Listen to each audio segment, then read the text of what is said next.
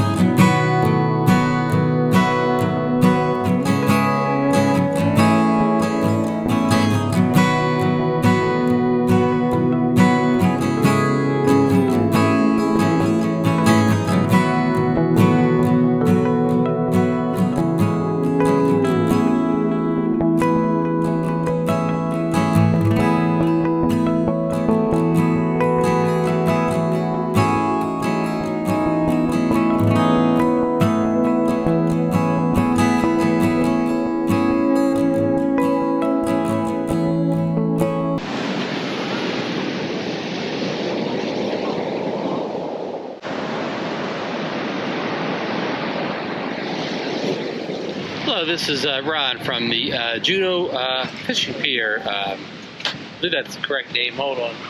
Juno Beach Pier. Did I say fishing? Just Beach Pier. I threw that fishing in there. So we're live here, late afternoon. It's around 4 p.m. On Tuesday the 23rd, I believe. I never know the date.